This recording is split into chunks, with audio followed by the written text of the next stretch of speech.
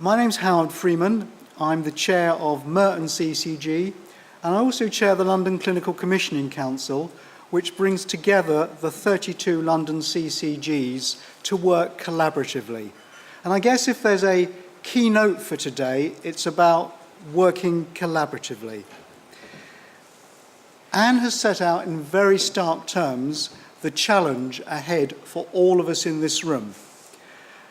And this is the London Leadership for Health and Care Commissioners Forum, and each word means something in that title.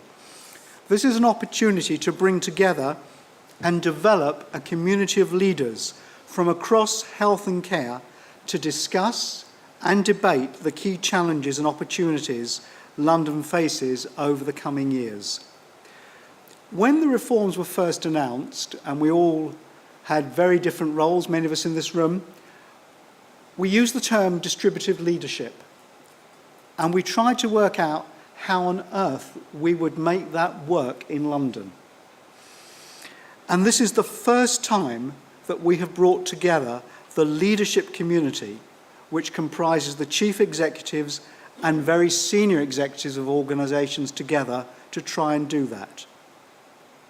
We're very keen to work with all our partners, local authorities, trusts, clinical commissioning groups and NHS England, as well as Monitor and the NTDA, to make this forum as productive as possible. The fact that we have 3 co-chairs of this forum sitting here today who come from NHS England, local authority and clinical commissioning groups demonstrates our commitment to this collaboration, to this partnership, to going forward together. And we'll be discussing today, amongst other things, how we accelerate this partnership and how we include others so that it is truly representative of all the leadership of health and care commissioning across London.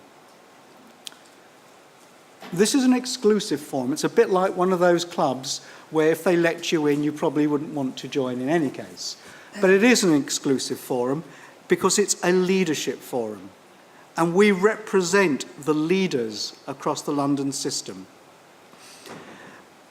It is us that will lead, innovate and drive forward the key strategic changes needed across London, which will ensure safe, high quality and sustainable care for Londoners. I haven't been around quite since 1892, but my name appears on several of those reviews of London's healthcare services over the 30+ years I've worked in the London system. The problems haven't changed. We all know the problems. What has changed is that the imperative to solve them has become even more imperative. It's not just the money, although that certainly is an important driver. It's the fact that we know that many of our services in London are just not safe. They're just not sustainable. And we all know that no change is not an option.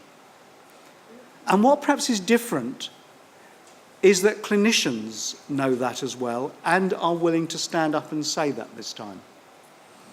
And clinicians need the support and the help of those that manage the services to achieve that change.